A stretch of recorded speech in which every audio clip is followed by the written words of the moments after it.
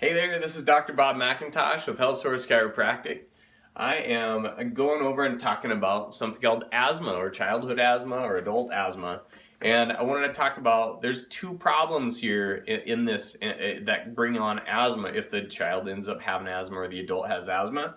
And there's a nervous system side and then there's a rib structure mobility side to asthma.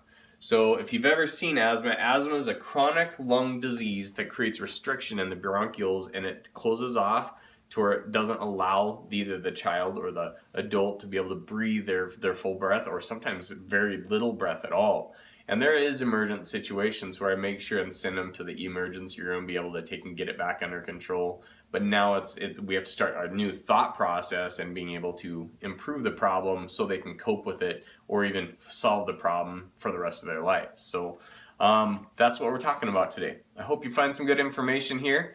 The lungs and the diaphragm, so the lungs are the big air sacs that breathe. There's different different portions to the lungs, and you can have irritations to one region of the lungs. And what ends up happening is if we can calm down the actual restriction, so those bronchioles are the tubes basically that you end up having where the air flows through. An asthma attack is when they tighten up. The only thing that can control that really is either inflammation or the nervous system, which can take and relax it and one of the main things that controls the nervous system, let me say it this way, the only thing that controls your nervous system is your brain, okay? And so the spinal cord is the communication from the brain to the rest of the body. And so when you take and start working on the nerves, as far as when this chiropractic adjustment, it's not just about spinal mobility. It's about resetting the nerves so they actually function at a normal level. Instead of a heightened level or a low function level, they go back to the middle level and start functioning normally. And so those holes open up and you end up being able to breathe again. There's another side of this which I've always held on to because I'm really science-based and I like to be able to see the research and things behind it. And I'll back this up here in a minute too, is the physical mobility of the rib cage. And then the other thing is posture. Kids these days, even us adults, we sit in a seated posture where we are rounded mid-back, compressing our lungs, or we're the exact opposite. We're super hyper straight and we have no room for our lungs to work.